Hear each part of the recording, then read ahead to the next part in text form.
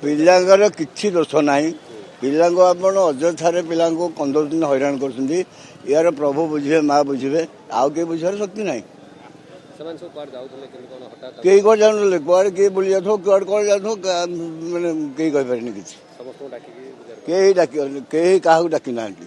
କୋଉ ବାପା ମା କିଛି ଜାଣିନାହାନ୍ତି। ପିଲା କୁଆଡେ ଚାକିରି କରି ଯାଇଛି, କୁଆଡେ ବୁଲି ଯାଇଛି, କଣ କରୁଛି ସେ କିଏ ଜାଣିବ। ଆଜ୍ଞା ଆମେ ସେ କଥା କହିପାରିବୁ। ଏଥିରେ ସବୁ ଯାକ ବଡ ବଡିଆଙ୍କର କାମ, ନହେଲେ ଏସବୁ କାମ କିଏ କରିବ। ଆପଣ ବଡ ବଡିଆ ନେଉଛନ୍ତି, ଛୋଟିଆ ଗରିବ ନିରୀହ ଲୋକ ହଇରାଣ କରୁଛନ୍ତି। କରନ୍ତୁ, କାହିଁ ଧରୁଛ?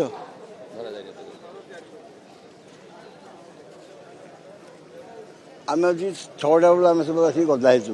ଆପଣଙ୍କର କର୍ତ୍ତବ୍ୟ ନାହିଁ 6ଟା ବେଳୁ, ମାନେ କିଛି ସରକାରଙ୍କର କିଛି ନାହିଁ, କିଛି ସରକାରଙ୍କର ଦର୍ଜ ନାହିଁ। ମାନେ 11:30 ବେଳୁ ରିଲିଜ ଅର୍ଡର ହେଲା, ହାଇକୋର୍ଟ ଅର୍ଡର ହେଲା ଦିନରୁ। ତାପରେ ତମକୁ ମାନେ ଅସୁବିଧା କ'ଣ ହଇରାଣ କରୁଛୁ ଲୋକଙ୍କୁ? ଜାମିନ ତ ମିଳିଛି, ଆମକୁ କାହିଁ ଲୋକ ଆସିଲେଣି, ଜାମିନ ପାଇଲେଣି କ'ଣ?